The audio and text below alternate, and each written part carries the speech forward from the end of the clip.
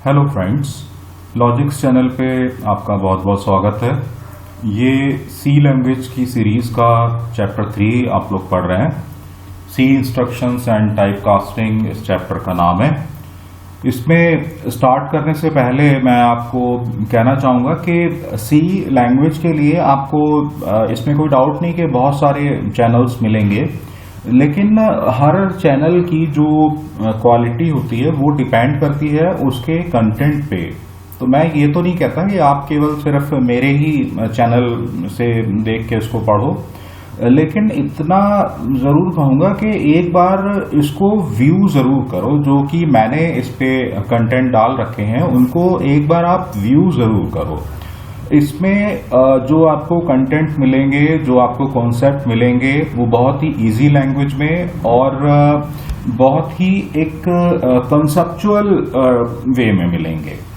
तो और मैं आपको पहले ही बोल चुका हूँ कि इन चीज़ों को पढ़ के आपको किसी भी बुक को पढ़ने की ज़रूरत नहीं पड़ेगी।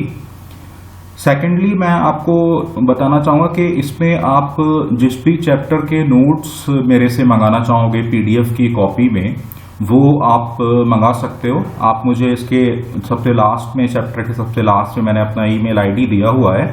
आप उस ईमेल आईडी पे मुझे एक मेल कर सकते हो और उसमें ये आप रिक्वेस्ट करो कि मुझे इस चैप्टर के नोट्स चाहिए, तो मैं आपको वो पीडीएफ की कॉपी सेंड कर दूंगा और उस पीडीएफ की कॉपी के आप अपने प्रिंट आउट लेके रख सकते हो, अपने दोस्तों को दे सकते हो। एक चीज और है कि अपना जो मैंने ईमेल आईडी दिया है उस ईमेल आईडी पे आप लोग अपना फीडबैक भी दो, ये मैं चाहूँगा। हालांकि अब तक लगभग नोट्स वगैरह के लिए मेरे पास अप्रोक्सीमेट 20 to 22 स्टूडेंट्स के मेल मेरे पास आए हैं जिनको कि मैंने नोट्स भेजे भी हैं। ठीक है, तो ओके, हम शुरू करते हैं अपने चैप्टर को। तो सबसे पहले इस चैप्टर में देखेंगे कि सी इंस्ट्रक्शंस और इसके टाइप्स क्या होते हैं। तो सबसे पहले इसमें सी इंस्ट्रक्शंस देखेंगे कि इंस्ट्रक्शंस क्या होते हैं। देखो, इंस्ट्रक्शंस का मतलब ये होता है, इनफैक्ट फॉर एग्जांपल अगर हम कोई सा भी एक प्रोग्राम बनाएं, चाहे हम सी लैंग्वेज में बनाएं या किसी भी लैंग्वेज में बनाएं, तो हर एक लाइन, जो भी उस प्रोग्राम की एक लाइन होती है, वो हर एक लाइन कंप्यूटर के लिए एक इंस्ट्रक्शन होती है। जो भी चीज हम सी के कंपाइलर को या जो भी चीज एक ब्रॉडर सेंस में हम कंप्यूटर को बताते हैं कि उसको ये काम करना है, तो वो कंप्यूटर के लिए एक इंस्ट्रक्शन होता है। फॉर एग्जाम्पल, अब अगर मान लो हमें दो नंबर्स का एडिशन करना है या हमें सब्ट्रैक्शन करना है, तो हम उसको ऐसे नहीं बोल सकते कि भाई simply do the addition of two numbers. हमें उसको उसकी लैंग्वेज में इंस्ट्रक्शन देना पड़ेगा। सी लैंग्वेज में उसको एक इंस्ट्रक्शन देना पड़ेगा, तभी वो कंपाइलर समझ पाएगा कि उसको क्या करना है। पहले उसको दो नंबर्स प्रोवाइड करने पड़ेंगे, फिर उसका जो लॉजिक वो समझता है कि a+b वो देना होगा, उसके बाद फिर उसको प्रिंटएफ करके, ये सब चीजें आगे देखेंगे, प्रिंटएफ वगैरह, फिर उसको प्रिंट करवाना पड़ेगा। तो इंस्ट्रक्शन मतलब कि कंप्यूटर को या कंपाइलर को ये बताना कि उसको करना क्या है। अब देखो, इंस्ट्रक्शन के बाद उसके टाइप आते हैं कि इंस्ट्रक्शन के जो टाइप आते हैं वो कौन कौन से होते हैं। इंस्ट्रक्शन के जो टाइप आते हैं उसमें सबसे पहला टाइप हमारा होता है type declaration instruction. Type declaration instruction का मतलब जो हमारा होता है वो ये होता है कि जो भी वेरिएबल हम अपने प्रोग्राम में यूज कर रहे हैं। देखो, इंस्ट्रक्शन का मतलब क्या हुआ, एक पूरा प्रोग्राम किससे मिलके बनता है, इंस्ट्रक्शन से ही तो मिलके बनता है बेसिकली। और उस इंस्ट्रक्शन में, सेट ऑफ इंस्ट्रक्शन में हम वेरिएबल भी यूज करेंगे। तो टाइप डिक्लेरेशन इंस्ट्रक्शन का क्या मतलब हुआ कि जो भी वेरिएबल हम यूज कर रहे हैं उसका टाइप डिक्लेयर करना। ठीक है, फॉर एग्जाम्पल जैसे टाइप इंटीजर टाइप या कैरेक्टर टाइप या रियल या फ्लोट टाइप, इस तरीके से। नेक्स्ट हम अपने इस पे आते हैं। नेक्स्ट इसमें है अर्थमेटिक इंस्ट्रक्शन। देखो, अर्थमेटिक के नाम से ही आपको क्लियर हो जाता होगा कि इसमें जरूर कुछ प्लस माइनस या फिर मल्टीप्लिकेशन, डिवीजन, इस तरीके की चीजें हैं। तो ये बिल्कुल सही बात है। अर्थमेटिक ऑपरेशन को परफॉर्म करने के लिए हमें जो हमारे पास जो अर्थमेटिक जो ऑपरेटर्स होते हैं लाइक प्लस माइनस डिवीजन, इस तरीके की चीज़ों की ज़रूरत पड़ती है। इसमें हमें जो दो चीज़ें होती हैं हमारे पास, वेरिएबल होते हैं और ऑपरेंड होते हैं, जो कि हमारे कुल मिला के जो ऑपरेंड्स होते हैं जो कि हमारे ऑपरेटर्स पे परफॉर्म करते हैं। मतलब कि जो वेरिएबल और कांस्टेंट से मिलके बने होते हैं वो हम उनको क्या बोलते हैं, हम उनको ऑपरेंड बोलते हैं। और ऑपरेंड्स पे कौन परफॉर्म करता है, जो ऑपरेटर्स होते हैं। जैसे कि फॉर एग्जांपल अगर मैं आपको बोलूं कि AB+3, तो AB+3 ये कुल मिला के क्या कहलाएगा, एक ऑपरेंड कहलाएगा। और ये जो प्लस हुआ ये इस पे प्लस ऑपरेटर काम कर रहा है। अब लेकिन इसके भी कुछ रूल होते हैं। सबसे पहला रूल इसका क्या होता है कि इसमें कम से कम एक असाइनमेंट ऑपरेटर होगा। देखो इसको, ये जो मैंने बना रखा है ये एक, इसको हम इक्वल टू ऑपरेटर नहीं कहते हैं, इसको हम असाइनमेंट ऑपरेटर कहते हैं। ये हमारा एक असाइनमेंट ऑपरेटर है, ठीक। अब सेकंड जो इसका रूल है, इस असाइनमेंट ऑपरेटर के एक तरफ लेफ्ट साइड बोलेंगे हम, एक तरफ राइट साइड बोलेंगे। तो लेफ्ट हैंड साइड पे एक वेरिएबल होगा, जैसे हम लिखते हैं ना कि A=3, कभी 3=2 ये तो नहीं देखा होगा ना। तो लेफ्ट हैंड साइड पे इसके एक वेरिएबल होगा, ठीक है। अब राइट हैंड साइड पे क्या होगा, राइट हैंड साइड पे इसके ऑपरेंड होगा। ऑपरेंड मतलब के वेरिएबल और कांस्टेंट होगा, ठीक। और इसके अलावा ये जो ऑपरेंड्स होंगे, मतलब कि वेरिएबल और कांस्टेंट जो होंगे, ये आपस में किसके थ्रू कनेक्ट होंगे, ये आपस में अर्थमेटिक ऑपरेटर्स, मतलब के प्लस माइनस डिवीजन परसेंटाइल, इनके थ्रू ये आपस में कनेक्ट होंगे। नेक्स्ट हमारा देखते हैं कौन सा है। नेक्स्ट है हमारा कंट्रोल इंस्ट्रक्शन इन सी। देखो कंट्रोल इंस्ट्रक्शन, जैसा इसके आप नाम से भी देख रहे हो कि कंट्रोल करना मींस के जो किसी भी प्रोग्राम का सीक्वेंस या फ्लो है उसको कंट्रोल करना, मतलब कि प्रोग्राम का जो एग्जीक्यूशन है उसको कंट्रोल करना। अब प्रोग्राम के एग्जीक्यूशन को कंट्रोल किस तरीके से किया जा सकता है, प्रोग्राम के एग्जीक्यूशन को कंट्रोल करने का एक, जैसे मैंने आपको इसमें एग्जांपल दे रखा है तो उसी तरीके से मैं आपको समझाता हूं। देखो प्रोग्राम के एग्जीक्यूशन को कंट्रोल करने का मतलब क्या है। प्रोग्राम के एग्जीक्यूशन को कंट्रोल करने का मतलब ये होता है कि प्रोग्राम जो एग्जीक्यूट हो वो यूजर की नीड के अकॉर्डिंग एग्जीक्यूट हो। ये नहीं कि सारा का सारा प्रोग्राम पूरा का पूरा एक बार में एग्जीक्यूट हो जा रहा है, लेकिन प्रोग्राम हमारा यूजर की नीड के अकॉर्डिंग एग्जीक्यूट हो। तो जैसे मान लो हम अगर कहें कि हमने प्लस मतलब 2 नंबर के एडिशन का या 2 नंबर के मल्टीप्लिकेशन का या 2 नंबर के सब्ट्रैक्शन का ये प्रोग्राम बनाया।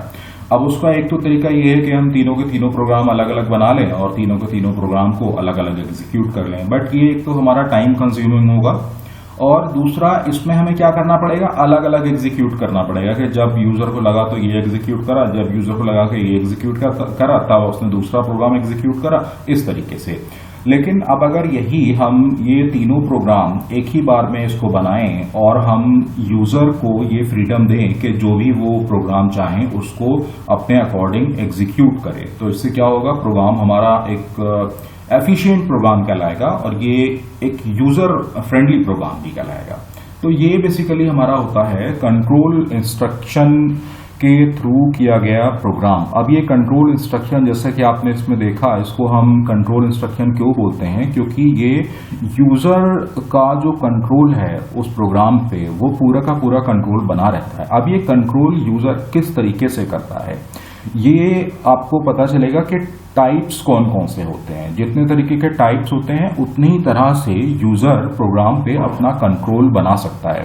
जैसे पहला मैं आपको बता रहा हूं यहाँ पे कि सीक्वेंस कंट्रोल इंस्ट्रक्शन। इसमें क्या होता है कि जिस भी सीक्वेंस में प्रोग्राम होता है वो उसी सीक्वेंस में प्रोग्राम को एग्जीक्यूट करता चला जाता है। जो कंट्रोल होता है वो फर्स्ट लाइन के बाद सेकंड, सेकंड के बाद थर्ड, थर्ड के बाद फोर्थ, इस तरीके से प्रोग्राम को एग्जीक्यूट करता चला जाता है। इसमें कोई भी चेक नहीं होता है। जैसे कि फॉर एग्जांपल ऐसे भी हमारे पास, ये जरूरी नहीं है कि हमें 2-3 चीजों का प्रोग्राम बनाना ही बनाना हो। फॉर एग्जांपल मान लो हमें सिंपल इंटरेस्ट निकालना है या हमें एम्प्लॉय की किसी की भी ग्रॉस सैलरी निकालनी है, तो हमें एक ऐसा कंट्रोल इंस्ट्रक्शन चाहिए होगा जो कि सीक्वेंशियली काम करे, एक लाइन के बाद दूसरी लाइन, दूसरी के बाद तीसरी एग्जीक्यूट होती रहे।